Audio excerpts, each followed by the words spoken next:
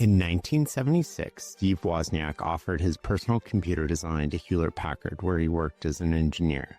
HP said no, so he and Steve Jobs started Apple. 4 years later, Wozniak was worth $88 million.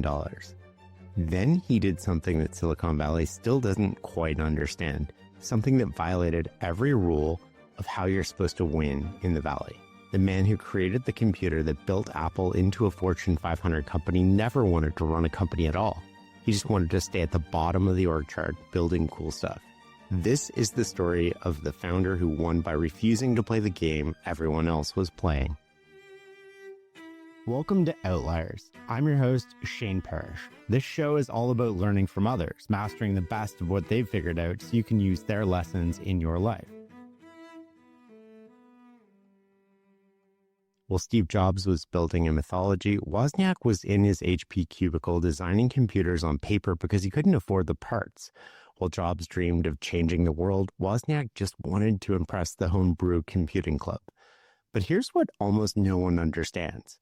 Wozniak's radical openness, the philosophy Jobs fought against, is the exact reason that Apple survived long enough for Steve Jobs to become Steve Jobs. There's a lesson here about what happens when you refuse to compromise, even when it costs you billions. It's time to listen and learn. Silicon Valley didn't exist in 1957. The place that would birth Apple and Google was still called Santa Clara Valley. It smelled like apricots. 7-year-old Steve Wozniak had just moved to Sunnyvale with his family. Their street was bordered by orchards on 3 sides. But Steve wasn't thinking about fruit trees at all. He was thinking about electrons. His father, Jerry, worked at Lockheed on military projects so secret he couldn't mention them at dinner. But the physics behind them, that was fair game. When Steve asked questions, his dad didn't brush him off. He pulled out a blackboard and started from the beginning. Wozniak would later write, "The way my dad taught me was not to rote memorize how parts are connected to form a gate, but to learn where the electrons flowed to make the gate do its job, to truly internalize and understand what is going on, not just read some stuff off some blueprint or out of some book." His dad taught him to see the invisible, to understand not just what electrons did, but why. Steve's IQ tested over 200. Everyone knew he was gifted, but Jerry never pushed. Steve was in charge of his own learning. The most important lesson came wrapped in a simple statement. Engineering, Wozniak's dad told his son, is the highest level of importance you could reach in the world. Someone who can make electrical devices do something good for people takes society to a new level. Wozniak absorbed this like gospel. While other kids had no idea what they wanted to be, Wozniak knew exactly what he wanted to be. He would be an engineer's engineer, what his dad called a serious engineer. The neighborhood boys called themselves the electronics kids. Their fathers worked at Fairchild Semiconductor or other companies sprouting up along the valley. They had access to transistors when most of America was still using vacuum tubes. They had spools of telephone wire donated by friendly utility workers. They had fathers who could explain it all at dinner. Steve became their unofficial leader, painfully shy, zero charisma. But when the electronics kids decided to build a house-to-house intercom, Steve designed it. He strung wire along wooden fences, connected their bedrooms. After dark, they'd signal each other while their parents slept. But Wozniak wanted more. He didn't want to build what others had. He wanted to create what no one else had thought of yet. This obsession started early. At 6, his father gave him a crystal radio kit. When voices came through the earphones, something shifted inside him. I had actually built something, he'd later write, something they didn't have. He told his classmates about it. He explained how it worked. They had no idea what he was talking about. None of them could do what he'd done. He liked that feeling, but he quickly moved on to the next thing, writing, "Okay, that's done. What else can I do?" By 6th grade, he'd found his hero, Tom Swift Jr., a fictional boy inventor who built submarines and spaceships, solving global crises with cutting-edge technology. Steve would lie on his bedroom floor each night, imagining himself as Tom Swift, building machines that would change the world. One day in 1960, flipping through his father's engineering journal, 10-year-old Wozniak found an article about ENIAC, the world's first computer. A room-sized monster with thousands of vacuum tubes. But what captivated him was a single paragraph about Boolean algebra, building thinking into machines using only ones and zeros. What happened next, Wozniak called the dream. He realized that computers might soon fit in your house. Not yet, but soon. That vision became the driving force behind everything. The math was simple, so simple a high schooler could learn it. He started drawing logic gates obsessively, staying up all night, half moons with dots, triangles with circles. These symbols became his alphabet. He was obsessed. He decided to build a machine for the science fair that could never lose at tic-tac-toe. He programmed it to know every possible move, every possible outcome. But the night before the science fair, the transistors blew up in smoke. Wozniak was competitive. He loved to win, but he also realized something. The lesson he wrote down, the most important thing is that you've done the learning on your own to figure out how to do it. He was still proud of it, but for him, it's the engineering, not the glory, that's really important. The famous physicist Richard Feynman said something similar. I don't like honors. I've already got the prize. The prize is the pleasure of finding the thing out, the kick in the discovery, the observation that other people use it. Those are the real things. By 8th grade, Wozniak built what he called his masterpiece, the adder-subtractor. It was the closest thing to a computer he'd ever designed, capable of adding and subtracting numbers up to 1023 using binary. The machine used over 100 transistors, 200 diodes, and 200 resistors, all mounted on a 1-foot plastic square. This time, nothing blew up. At the Bay Area Science Fair, the judges initially gave it only an honorable mention, but when he explained how it worked, everything changed. The Air Force ended up giving their highest award for electronics to an 8th grader competing against 12th graders. They even flew him to Travis Air Force Base as a prize. But Wozniak would later write that his greatest achievement wasn't winning the award, it was developing the patience that engineering requires. Listen to what he writes here. Thanks to all those science projects, I acquired a central ability that was to help me through my entire career. Patience. I'm serious. Patience is usually so underrated. I mean, for all of those projects from 3rd grade all the way to the 8th grade, I just learned things gradually, figuring out how to put electronic devices together without so much as cracking a book. Sometimes I think, man, I lucked out. It seems like I was just pointed in such a lucky direction in life.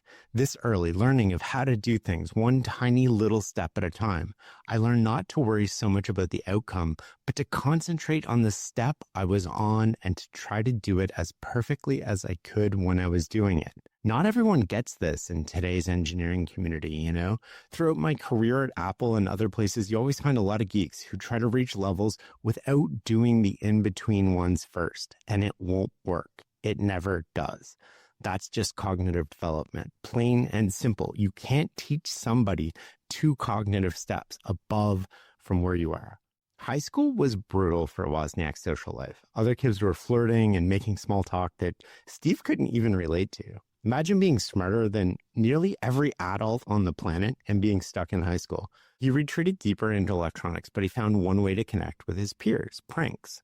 In 12th grade, he built an electronic metronome, removed the battery labels so that they looked like plain metal canisters, taped them together, and wrote contact explosive on the bundle. He stuck it in his friend Bill's locker, but a teacher found it first and ran with it onto the football field. When they hauled Bill to the office, he immediately recognized Wozniak's craftsmanship and gave him up. Wozniak couldn't stop laughing in the principal's office. The prank earned him a night in juvenile detention, where he taught the other inmates how to remove wires from the ceiling fan to shock the guards. The pranks would continue for the rest of his life, only he'd be much better at not getting caught. But Steve's real obsession was happening alone, behind closed doors. In his senior year, he discovered something that would change his life, the Small Computer Handbook. It described a mini-computer, and Wozniak spent sleepless nights studying it, figuring out how to build his own version. He started designing computers on paper. It was really messy at first, full of errors, but it was the start of something incredible. Soon he was collecting manuals for every mini-computer being made. His ritual never varied. He wrote, "Because I could never afford the parts to build any of my computer designs, all I could do was design them on paper. Typically, once I started a design, I'd stay up very late 1 or more nights in a row, sprawled on my bedroom floor with papers all around and a Coke can nearby. Since I could never build my designs, all I could do is try and beat my own designs by redesigning them even better, using fewer parts. I was competing with myself and developed tricks that certainly would never be describable or put in books. I had a hunch after a year or so that nobody else could do the sorts of design tricks I'd come up with to save parts. I was now designing computers with half the number of chips the actual company had in their own design, but only on paper. The constraint of not being able to afford the chips fueled the competition with himself. He became obsessive about doing more with less, but he told no one. After high school, short on money, he needed work and access to real computers. He and his friend Alan Baum walked in the wrong building looking for Data General, but found themselves at a company called Tenet. They were hiring. Steve and Alan applied on the spot. At Tenet, Steve mentioned his years of paper designs to an executive, lamenting that he couldn't afford the parts to build them. The man's response changed everything. I can get you the parts. Finally, after years of paper design, Steve could build something real, but he couldn't ask for hundreds of components. There was a limit to free samples. So he gave himself a constraint, 20 chips. Most computers use hundreds. Wozniak teamed up with Bill Fernandez, who lived down the block. They worked in Bill's garage, taking breaks to ride their bikes for cream soda. That's how it got its name, the cream soda computer. It was revolutionary in its minimalism. No screen or keyboard. Those didn't exist yet. Just a tiny circuit board with flashing lights. You'd punch a program into a card, slide it in, and read the answer from the blinking lights. But it had something special, 256 bytes of RAM. RAM chips were almost unheard of. Most computers used magnetic core memory with messy voltages. RAM was clean and simple. You just plugged it in and connected it to the processor. Steve's mother called a newspaper about her son's invention. A reporter came to see it. Then disaster struck. The reporter stepped on the power cable and something blew up. The computer started smoking. It was broken, but Steve had proven something crucial. The only important thing was that finally, I'd been able to actually build a computer, my very first one. The cream soda computer also brought Wozniak his future co-founder, Steve Jobs. Hey, there's someone you should meet, Bill Fernandez told him one day. His name is Steve. He likes pranks like you do, and he's into electronics. The two Steves met on a sidewalk in front of Bill's house. They sat there for hours sharing stories about pranks they pulled and circuits they'd built. Jobs was 4 years younger and still in high school, but he understood immediately what Wozniak had accomplished.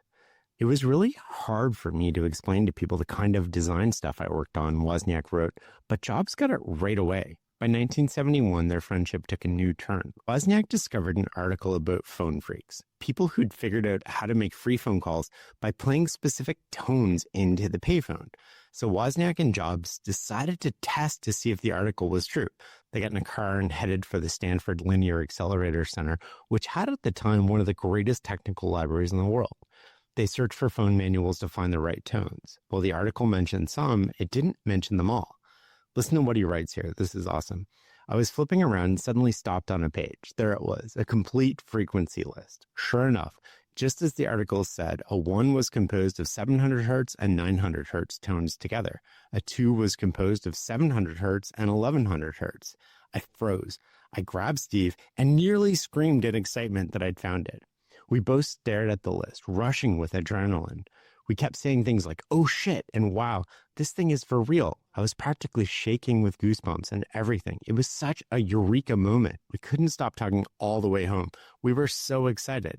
They bought the parts and went to Jobs' house, but they couldn't get it to work. Wozniak writes, we played the tones from our tape recording, but we weren't able to get the call to go through. Man, it was so frustrating. No matter how hard we tried to get the frequencies right, they wavered. I just couldn't make them accurate. I kept trying, but I just couldn't perfect this thing. I realized I didn't have a good enough tone generator to prove the article true or false, one way or the other. But I was not about to give up. Woz ends up creating a digital blue box using crystals, which are far more reliable. He didn't get it to work right away. That's not what happens in engineering, but he plugged away at it for months and eventually got it to work. The part in the story that I have to mention is not only did their parents know what they were working on, they didn't try to stop them. Woz writes, we had promised our parents we'd never do it from our home. The blue box changed everything. Then Jobs had an idea. Hey, let's sell these. So they started selling these little blue boxes for $150 each, splitting the revenue. It was their first business together. In 1973, Wozniak landed his dream job at Hewlett-Packard, designing calculators. This was the company for me, he'd write, because I'd already decided I wanted to be an engineer for life. HP was different from other tech companies. It was run by engineers for engineers. During a recession, instead of layoffs, HP cut everyone's salary by 10% so no one would lose their job. To Wozniak, that's how a company should work, like a family, where everyone takes care of each other. I never agreed with the normal thinking, he writes, where a company is more competition-driven and the poorest, youngest, or most recently hired workers are always the first to go. At home, he worked on side projects constantly. When coworkers asked him to build something for them, he never charged. It didn't feel right to charge for something he loved doing. Then one day at the bowling alley, he saw Pong, the first successful video game. He stood there staring at it, mesmerized. I could design one of these, he thought. And he realized something crucial. While he'd been contentedly designing calculators at HP, the field had advanced beyond what he thought was possible. He didn't wait. He decided to build his own version immediately. Not just to have it, but to be the only person in the world with their own version of Pong at home. And he'd do it his way, with just 28 chips. He completed this a year before Atari released their home version. When he showed it to Steve Jobs, who was working at Atari at the time, the engineers were so impressed they offered Wozniak a job on the spot. He refused. He could never leave HP. But Jobs wouldn't let his friend disappear into the comfortable world of calculators. Atari's games were bloating to 200 chips each. They needed someone who could do more with less. Jobs wanted Wozniak to redesign their new single-player version of Pong. A brief aside here just to answer the question why the number of chips matters so much. Not only were they expensive, but they were necessary. Back in the days before a CPU, the entire game had to be implemented in hardware. There was no game program. It was all hardwired. So the fewer the chips, the cheaper it was to make, the easier it was to test. But Woz wanted fewer chips because more chips was just unnecessary complexity. It wasn't simple. It wasn't elegant. Seeing Wozniak had built Pong with just 28 chips, one of the Atari founders desperately wanted him to do it for a single-player game of Pong. Jobs approached him and Wozniak agreed immediately. Then Jobs did what Steve Jobs does and dropped the bomb. It has to be done in 4 days. 4 days for what would take a normal team months. The game was called Breakout. They didn't sleep for 4 days. Wozniak would draw the design on paper. Jobs would wire the chips together, then bring it back for testing. Somehow they finished it. Woz writes, the whole thing used 45 chips, and Steve paid me half the $700 he said they paid him. They were paying us based on how few chips I could do it in. Later I found out he got paid a bit more for it, like a few $1,000s than he said at the time. But we were just kids, you know. He got paid one amount and told me he got paid another. He wasn't honest with me and I was hurt, but I didn't make a big deal about it or anything. To Woz, the most important thing in life was happiness. There's a passage in another part of the book which I think relates to this part where he writes, I was just starting to figure out that the secret to life, and this is still true for me, is to find a way to be happy and satisfied with your life and also to make other people happy and satisfied with theirs.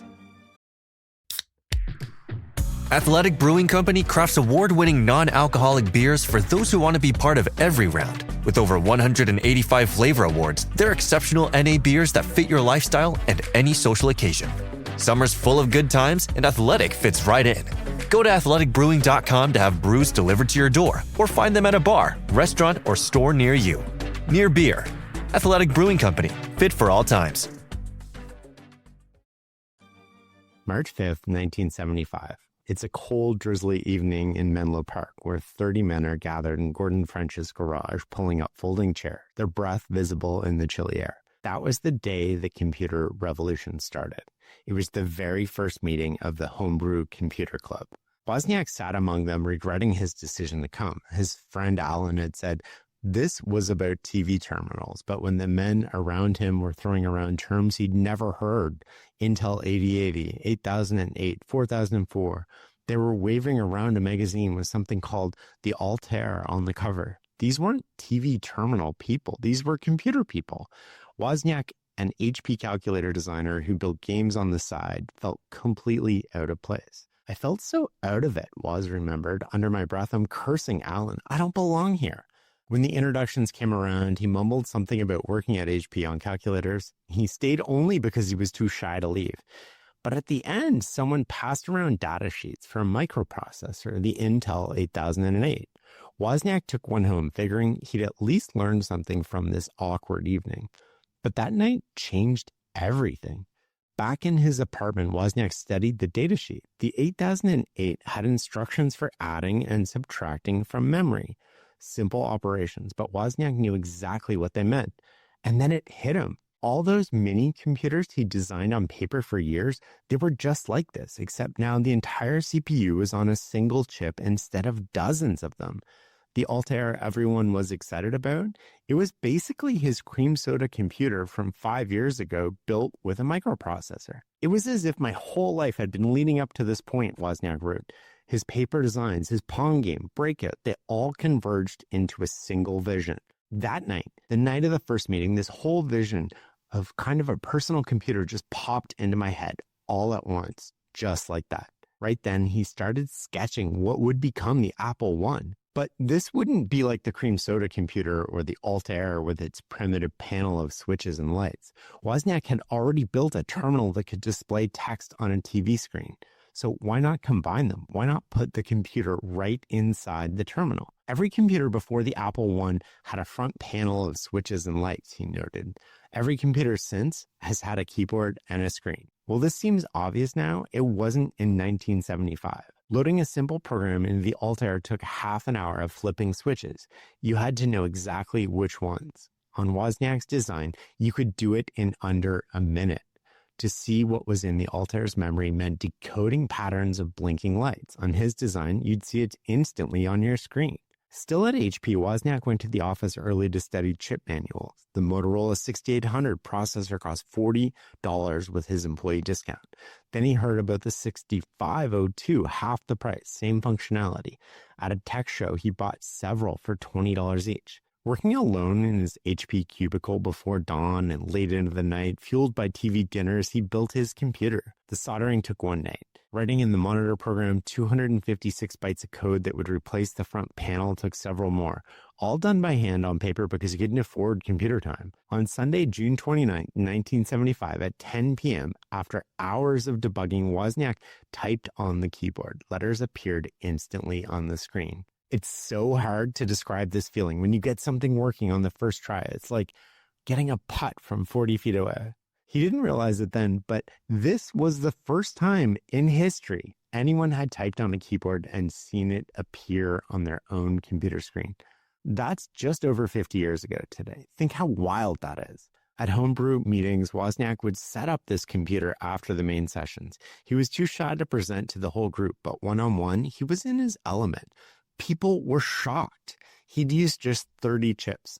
The Altair needed hundreds of dollars of additional equipment to do anything useful, and his worked with your home TV.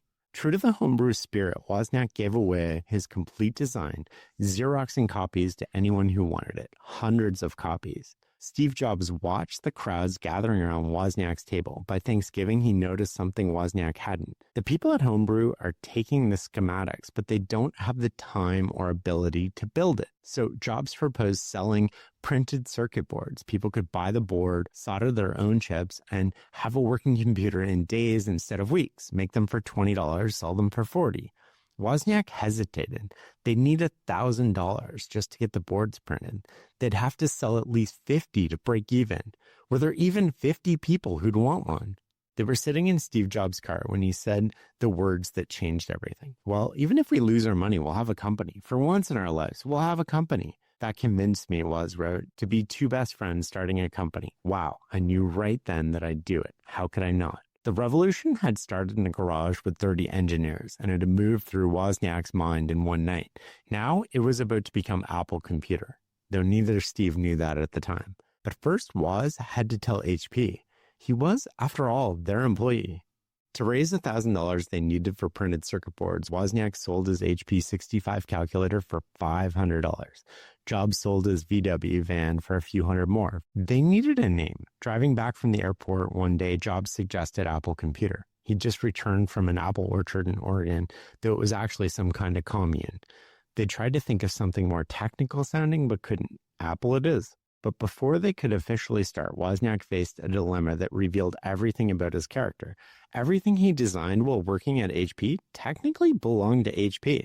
I believed It was my duty to tell HP about what I had designed while working for them, he said. That was the right thing, the ethical thing. Plus, I really loved that company. What followed was a comedy of corporate blindness that would cost Hewlett-Packard trillions. Wozniak went to his boss and explained that he designed an inexpensive desktop computer. A meeting was arranged with executives. In the conference room, Wozniak showed them the Apple I. The response was corporate and immediate. What if it doesn't work on every TV? How could HP ensure the quality if they couldn't control which TV customers owned? Besides, the division didn't have the budget for new projects. They turned it down. New ideas are so fragile, they need to be nurtured and not torn apart like this. I was disappointed, Wozniak said, but now I was free to enter the Apple partnership. A few weeks later, Wozniak showed the finished circuit board to other HP engineers. Then his phone rang. It was Jobs. Are you sitting down? No. Well, guess what? I've got a $50,000 order. Paul Terrell from Byte Shop wanted 100 computers fully built for $500 each. I was shocked. $50,000 was more than twice my annual salary. With that kind of money on the table, Wozniak decided to give HP one more chance. Their legal department contacted every division in the company. It took 2 weeks. Still no interest. They even sent Wozniak a formal letter releasing all claims to his design. I see now that HP would have done it wrong anyway, Wozniak reflected later.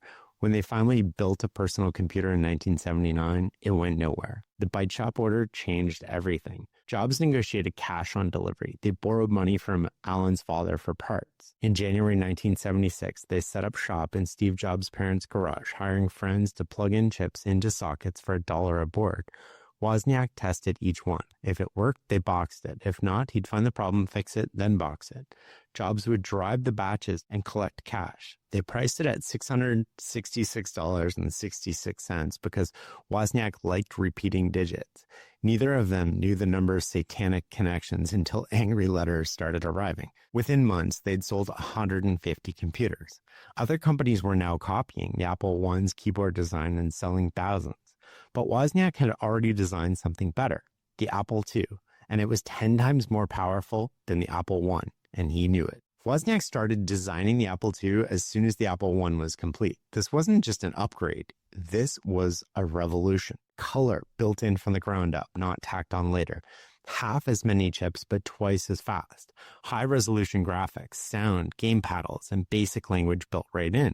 The Apple II was the first low-cost computer which, out of the box, you didn't have to be a geek to use, Wozniak wrote, but they needed money to build it.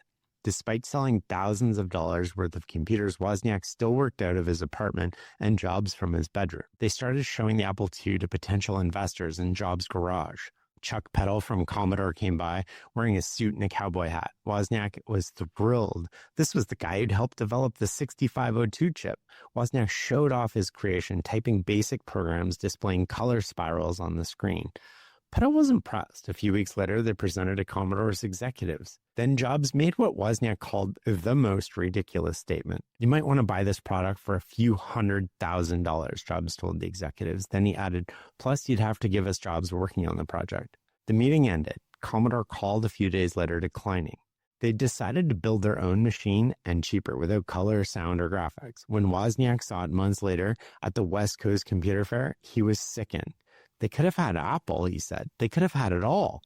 Atari turned them down too, saying they were too busy with video games. So let's pause just for 1 second. Here's where we're at this point. HP turned them down. They could have had Apple, owned all the design, the products, and incubated that. Commodore turned them down, and Atari turned them down. Don Valentine at Sequoia dismissed them, but did connect them with Mike Markkula, 30 years old and already retired from Intel. The very first time I met Mike, I thought he was the nicest person ever, Wozniak said. Markkula had everything, a beautiful house overlooking Cupertino, a gorgeous wife. But the best part was he actually understood what they had. To Mike, it was common sense that computers would be in regular people's homes. They'd keep recipes on them, balance checkbooks. He saw it coming fast, and he believed the Apple II could be that computer. He agreed to invest $250,000. Then he told them something else. We're going to be a Fortune 500 company in 2 years. This is the start of an industry. It happens once a decade. After investing his $250,000, Markkula delivered an ultimatum that would test everything Wozniak believed about himself. Okay, Woz, you know you have to leave HP. Wozniak didn't understand. He designed both Apples while working at HP. Why couldn't he keep doing this on the side and have HP as his secure job for life? No, you have to leave HP. Markkula gave him until Tuesday to decide. Wozniak was torn. He could design computers, show them off at Homebrew, write software, play games with computers for the rest of his life. He didn't need to own a company to do that. The truth was he was terrified of running a company, of pushing people around, controlling what they did. He decided long ago that he would never become someone authoritative. Tuesday came. Wozniak said no. He wouldn't leave his dream job at his dream company. Markkula shrugged. Okay, fine. But true to form, Steve Jobs would not accept it, so he devised a clever way to get Woz to come. Wozniak's phone immediately started ringing and wouldn't stop. First his dad, then his mom, then his brother. Jobs had recruited every person Wozniak cared about for an intervention. Each one told him he was making the biggest mistake of his life. It didn't work until Alan called. Steve, you really ought to go ahead and do it. You can be an engineer and become a manager and get rich, or you can be an engineer and stay an engineer and get rich. That was exactly what Wozniak needed to hear. I needed to hear one person saying that I could stay at the bottom of the organization chart as an engineer and not have to be a manager. He called Jobs immediately with the news. The next morning, he came in early to HP and told everyone he was leaving to start his own company.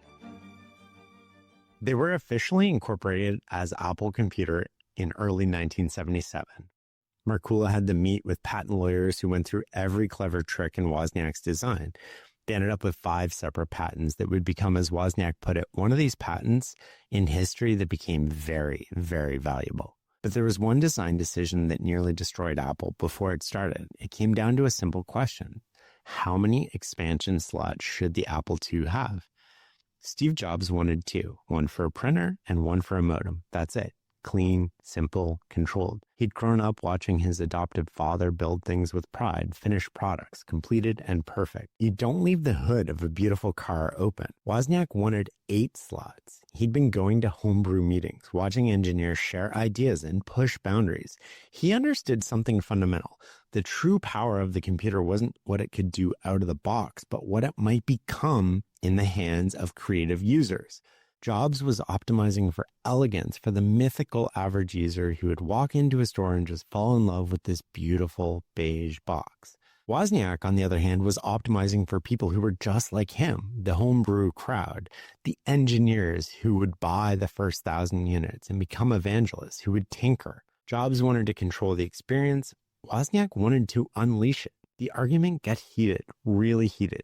Finally, Wozniak delivered an ultimatum that could have ended Apple before it started. Get yourself another computer if you won't agree to more expansion slots. Years later, Wozniak admitted it might have been a bluff, but at the moment it was real. Without expandability, without the ability for users to define the product for themselves, Wozniak wasn't interested. Jobs blinked. They settled on 8 slots, 7 general purpose slots and 1 special slot for memory cards. It was supposedly a compromise, but really it was Wozniak's victory. And that victory would change everything. The West Coast Computer Fair arrived in January 1977. They got their first 3 plastic cases from the Apple II just 3 days before the show. The cases were Jobs' contribution to the compromise, sleek and friendly, foam-molded plastic instead of cheap sheet metal, no visible screws. But there was one key feature. The lid popped off easily. So easily it almost invited you to look inside and see how beautiful it was on the inside, how beautiful the engineering was, and more importantly, to show you how easy it was to add something of your own. The Apple II launched successfully. Soon after, Radio Shack released the TRS-80 and Commodore released the PET. The competition was real, but the Apple II had something they didn't. Color, up to 48K of RAM. And those 8 expansion slots. The competitors had black and white displays, way less memory, and 0 expansion slots. Radio Shack and Commodore had made a calculated decision. They wanted to be appliance companies. They kept their technical specifications secret, hoping to monopolize the market for peripherals and software. Radio Shack stores weren't even allowed to sell third-party products. They were building walled gardens before anyone used that term. The Apple II was the opposite because of Wozniak. Within months, the entire industry sprang up around the Apple II. Dozens of companies started writing games. Other companies built circuit boards for those expansion slots, memory cards, sound cards, graphics cards. They created products Wozniak hadn't imagined. Computer magazines filled with Apple II product ads. Suddenly, the Apple II name was everywhere, Wozniak wrote. We didn't have to buy an advertisement or do anything ourselves to get the name out. That was the power of the open architecture. Every third-party company that made a product for the Apple II became, in effect, a marketing arm for Apple. Every ad they bought, every review they got, every innovation they created made the Apple II more valuable. It was a virtuous circle that started with those 8 slots. But Markkula wasn't satisfied. He was annoyed at how long it took to load his checkbook program from cassette. A cassette tape could read 1,000 bits per second. A floppy could read 100,000 bits per second, 100 times faster. He told Wozniak they needed a floppy disk drive. The Computer Electronics Show was coming up in January 1978. Wozniak desperately wanted to go. It was the industry's biggest event. He asked Markkula if he could go if he finished the disk drive in time. Markkula, knowing how to motivate his star engineer, agreed. That gave Wozniak 2 weeks to build a floppy drive. 2 weeks to design from scratch one of the most complex peripherals imaginable. He'd never owned a floppy drive and never programmed one before. The challenge would take a normal team of engineers months. Wozniak had to work through Christmas and New Year's. It would become his magnum opus. Jobs got him one of the new 5.25-inch floppy drives. Wozniak examined it, studied its schematics, and then came to a stunning conclusion. Of the 22 chips in the standard controller, only 2 were actually needed. This was classic Wozniak. While competitors built controllers with dozens of expensive components, Wozniak's design was elegant, it was simple, and it was dramatically cheaper. But here's the really clever part, the part that showed why Wozniak is in a class by himself when it comes to engineering. He realized he could offload the controller's functions to the Apple II's main processor. This episode is brought to you by Google Chrome. You think you know a browser, but Gemini and Chrome? That's new. It can help you with practically anything on the web, like restoring a vintage motorcycle from a 50-page restoration blog, or finally break down that long article you've had open for weeks. Gemini and Chrome is here for it. Ready to make anything online make sense? There's no place like Chrome. Check responses, setup required, compatibility and availability varies 18+. When you need to build up your team to handle the growing chaos at work, use Indeed Sponsored Jobs. It gives your job post the boost it needs to be seen and helps reach people with the right skills, certifications, and more. Spend less time searching and more time actually interviewing candidates who check all your boxes. Listeners of this show will get a $75 sponsored job credit at Indeed.com/podcast. That's Indeed.com/podcast. Terms and conditions apply. Need a hiring hero? This is a job for Indeed Sponsored Jobs. Other drives used dedicated hardware chips, but Wozniak had the CPU do these tasks in software instead. He knew it was unconventional. Most engineers would tell you to use hardware for hardware tasks and keep the CPU free. But Wozniak realized the CPU wasn't doing anything else at that time, so why not put it to work? Why pay for expensive controller chips when you have an idle processor sitting right there? The result was a disk drive that was incredibly efficient and cost-effective. It made floppy storage affordable for personal computers for the first time ever, and it depended entirely on the expansion slots Wozniak had fought so hard to include. The Disk II that Woz designed in 2 weeks changed everything, but not in the way anyone expected. Because in Boston, Bob Frankston and Dan Bricklin had been working on something called VisiCalc, short for Visible Calculator, the world's first electronic spreadsheet, Excel's ancient ancestor. It was crude, revolutionary, and it was about to change everything.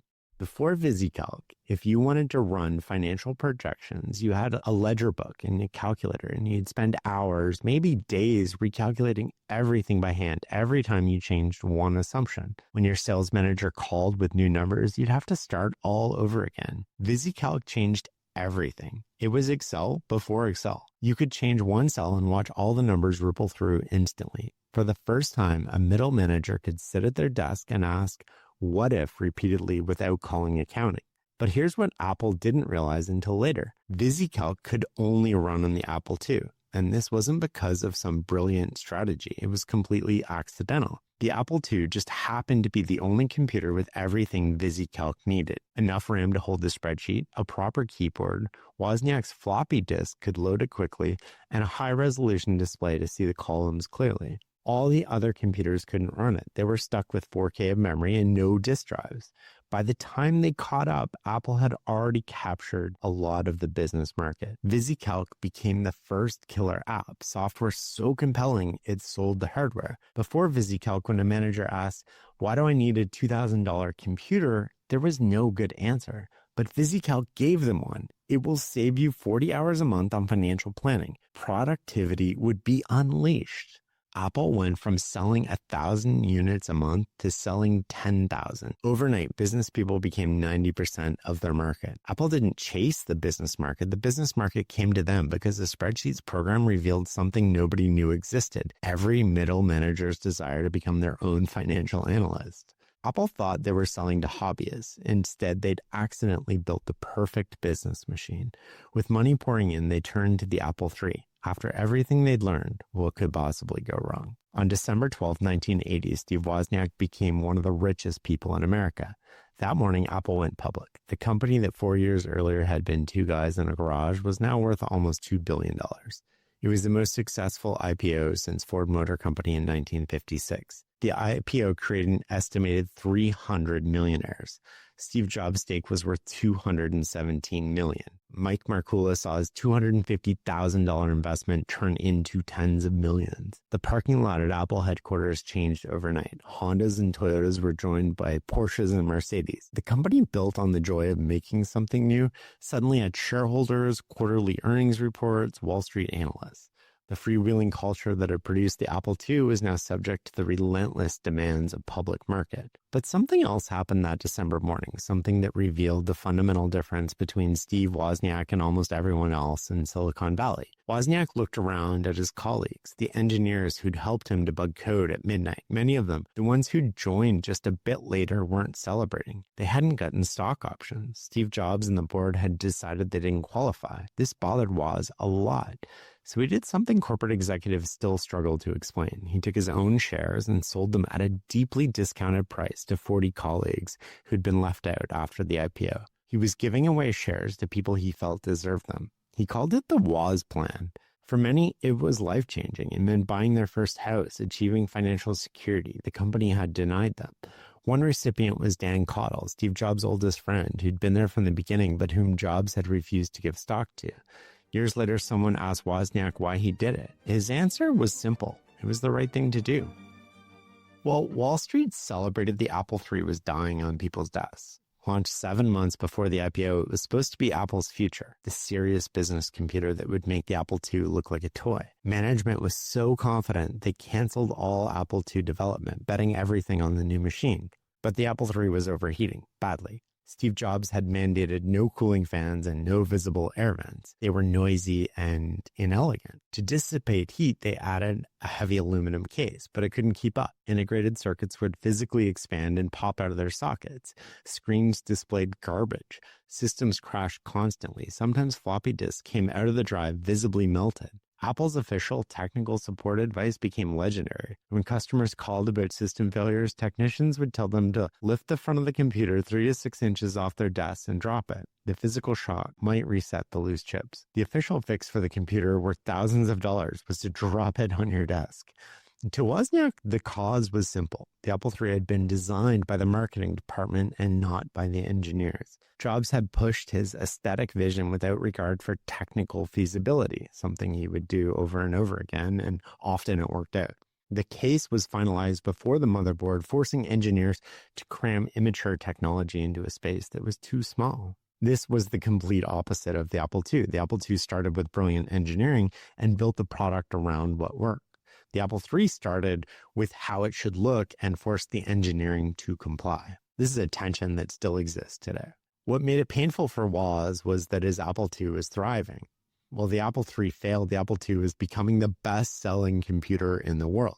And it wasn't because of Apple's marketing. It was because of the ecosystem that had grown around those 8 expansion slots Wozniak had fought so hard to include. third-party companies kept building expansion cards. Software developers kept writing programs. Tech magazines were full of Apple II advertisements, none from Apple itself. The open architecture had created a virtuous circle that reinforced itself. By 1983, the Apple II would become the first computer to sell 1 million units. Meanwhile, Apple forced everyone in the company to have an Apple III on their desk. When Wozniak traveled the country giving speeches to computer groups, he saw the same thing everywhere. 90 people with Apple IIs, 3 people with Apple IIIs. The company was pretending to be an Apple III company when it was actually an Apple II company. Almost every ad Apple ran showed the Apple III. They never showed the machine that was actually paying everyone's salaries.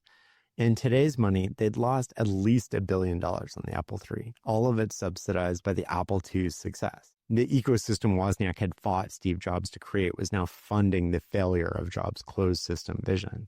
Apple was becoming a big company with underperformers as well. 2 months after the IPO on February 25, 1981, Mike Scott unilaterally fired 40 employees. Scott called a meeting with the remaining employees. He was blunt. The company had grown too fast, made poor hiring decisions, and lost its startup hustle. Then he delivered a line that became infamous.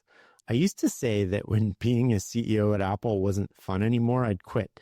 But now I've changed my mind. When it isn't fun anymore, I'll fire people until it's fun again. Steve Jobs was furious and demanded Scott's removal. The board agreed. Scott was stripped of his operational duties and resigned in July. But the damage was done. The culture that had built Apple was shattered. Public companies answered to shareholders and not to engineers who built the products. For Wozniak, this was the final confirmation. The company he co-founded had become something he no longer recognized. In 1981, IBM entered the personal computer market. Apple ran a full-page ad in the Wall Street Journal that said, "Welcome, IBM." Seriously. It was meant to be cocky, but it was based on a fundamental misunderstanding about what was about to happen. The IBM PC wasn't technically revolutionary. It used commodity parts and a processor less capable than Apple's, but IBM brought something that Apple couldn't match. Credibility in corporate America, their legendary sales force, their support network, their brand. And IBM made a critical decision. They designed the PC with an open architecture. They published complete technical specifications and encouraged third-party developers to build for it. They did exactly what Wozniak had wanted Apple to do. The ecosystem that had made the Apple II so successful, the one that came from those 8 expansion slots Wozniak fought for, IBM replicated it on purpose. Within a year, the IBM PC became the safe choice for corporate America. Within 2 years, it dominated the business market. The Apple III never stood a chance. The irony was brutal. The open architecture Wozniak championed was now being used against them by the world's most powerful computer company, and Apple's response was to double down on closed systems. Steve Wozniak left Apple in 1985, and to this day, he remains on Apple's payroll in a ceremonial position. After walking away, Wozniak did what made him happy. He went back to UC Berkeley under a fake name to finish his engineering degree. He taught 5th graders how to build computers. He funded museums and robotics competitions. He became exactly what he always wanted to be, an engineer who happened to have money, not a businessman who happened to know engineering. When people ask him about walking away from billions, he always gives the same answer. Happiness equals smiles minus frowns. It's a formula he developed as a kid and never abandoned. As for Apple, the Macintosh that Wozniak couldn't support eventually saved the company, but not before Apple fired Steve Jobs in 1985. Not before Apple nearly went bankrupt. Not before Jobs returned in 1997 and transformed Apple into the most valuable company on earth. Jobs' vision of the sealed, elegant appliance, the vision Wozniak fought against in 1976, eventually won. The iPhone, the iPad, the modern Mac are all beautiful closed systems that users admire but don't really modify much. But here's what's easy to miss. Jobs' closed system only worked because Wozniak's open system funded them. The Apple II kept the company alive for years.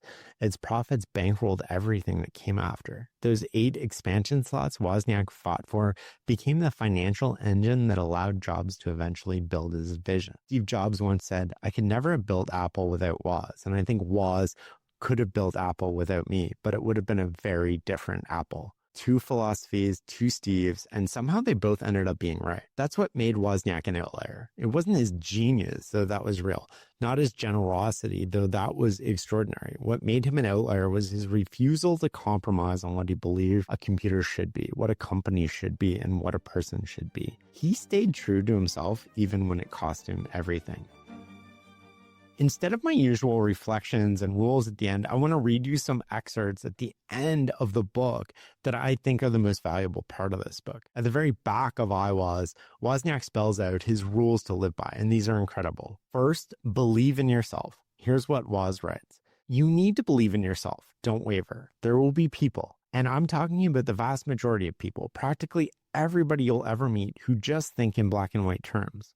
Most people see things the way the media sees them or the way their friends see them, and they think that if they're right, everyone else is wrong. So a new idea, a revolutionary new product or product feature won't be understandable to most people because they see things so black and white. Maybe they don't get it because they can't imagine it, or maybe they don't get it because someone else has already told them what's useful or good, and what they heard doesn't include your idea. Don't let these people bring you down. Remember that they're just taking the point of view that matches whatever the popular cultural view of the moment is. They only know what they're exposed to. It's a type of prejudice, actually a type of prejudice that is absolutely against the spirit of invention. But the world isn't black and white. It's grayscale. As an inventor, you have to see things in grayscale. You need to be open. You can't follow the crowd. Forget the crowd. And you need the kind of objectivity that makes you forget everything you've heard, clear the table, and do a factual study like a scientist would. Second, be slow to form an opinion and hold it with the right grip. Wozniak writes, you don't want to jump to conclusions, take a position too quickly, and then search for as much material as you can to support your side. Who wants to waste time supporting a bad idea? It's not worth it.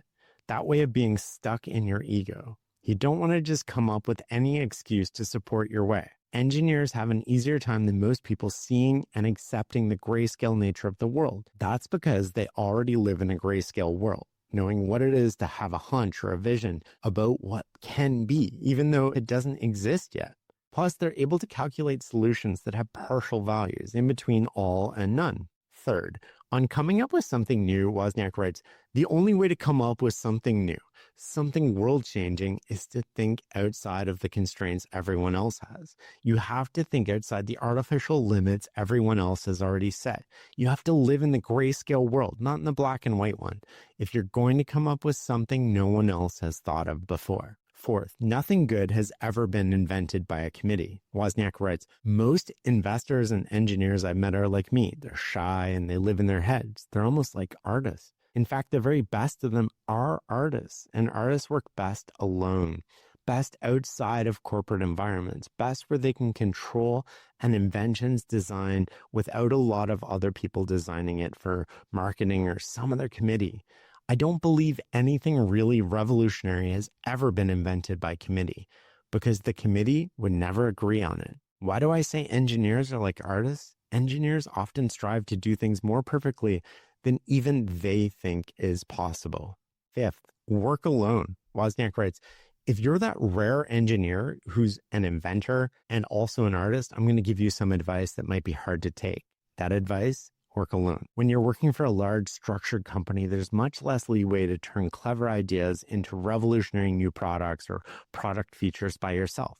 Money is unfortunately a god in our society, and those who finance your efforts are business people with lots of experience at organizing contracts that define who owns what and what you can do on your own. But you probably have little business experience, know-how, or acumen, and it'll be hard to protect your work or deal with all that corporate nonsense. I mean, those who provide the funding and tools and environment are often perceived as taking the credit for inventions. If you're a young inventor who wants to change the world, a corporate environment is the wrong place for you. You're going to be best able to design revolutionary products and features if you're working on your own, not a committee, not a team. That means you're probably going to have to do what I did. To do your projects as moonlighting with limited money and limited resources. But man, it'll be worth it in the end. It'll be worth it if this really, truly what you want to do, invent things. If you want to invent things that can change the world and not just work at a corporation, working on other people's inventions, you're going to have to work on your own projects. When you're working as your own boss, making decisions about what you're going to build and how you're going to go about it, making trade-offs as to features and qualities, it becomes part of you, like a child you love and you want to support. You have huge motivation to create the best possible inventions, and you care about them with a passion you can never feel about an invention someone else ordered you to come up with. And if you don't enjoy working on stuff for yourself with your own money and your own resources after work, if you have to, then you definitely shouldn't be doing it. It's so easy to doubt yourself, and it's especially easy to doubt yourself when what you're working on is at odds with everyone else in the world who thinks they know the right way to do things. Sometimes you can't prove whether you're right or wrong. Only time can tell that. But if you believe in your own power to objectively reason, that's a key to happiness and a key to confidence. Another key I found to happiness was to realize that I didn't have to disagree with someone and let it get all intense. If you believe in your own power to reason, you can just relax. You don't have to feel the pressure to set out and convince anyone. So don't sweat it.